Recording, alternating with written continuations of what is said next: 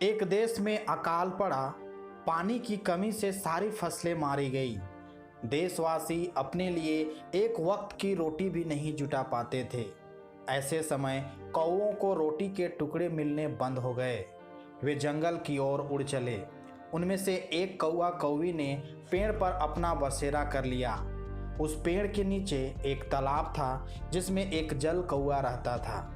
वह सारे दिन पानी में खड़े रहकर कभी मछलियां पकड़ता, कभी पानी की सतह पर पंख फैलाकर लहरों के साथ नाचता नजर आता।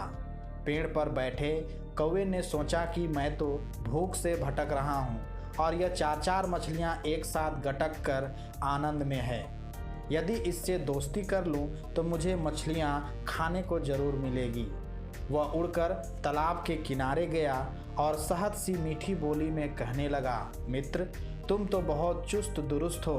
एक ही झटके में मछली को अपनी चोंच में फंसा लेते हो। मुझे भी यह कला सिखा दो। तुम सीख कर क्या करोगे? तुम्हें मछलियाँ ही तो खानी है। मैं तुम्हारे लिए पकड़ दिया करूँगा। उस दिन के बाद से जल कौआ ढेर सारी मछलियाँ पकड़ता, कुछ खुद खाता और कुछ अपने मित्र के लिए किनारे पर रख देता। कौआ उन्हें चोंच में दबाकर पेड़ पर जा बैठता और कौवी के साथ स्वाद ले लेकर खाता। कुछ दिनों के बाद उसने सोचा कि मछली पकड़ने में है ही क्या, मैं भी पकड़ सकता हूँ। जलकौवे की कृपा पर पलना ज़्यादा ठीक नहीं। ऐसा मन में ठान कर वह पानी में उतरने लगा। अरे दोस्त, यह क्या कर रहे हो? तुम पानी में मत जाओ। तुम थल कौआ हो, जल कौआ नहीं। तुम जल में मछली पकड़ने के दाव पेच नहीं जानते, मुसीबत में पड़ जाओगे। यह तुम नहीं, तुम्हारा अभिमान बोल रहा है। मैं अभी मछली पकड़ कर दिखाता हूँ, कौवे ने अकड़ कर कहा। कौआ छपाक से पानी में घुस गया पर ऊपर नहीं निकल सका। तालाब में काई जमी हुई थी। काई में छेद करने का उसे अनुभव नहीं था। उस बेचारे ने उसमें छेद करने की कोशिश भी की। ऊपर से थोड़ी सी चोंच दिखाई दे रही थी पर निकलने के लिए बड़ा सा छेद होना था।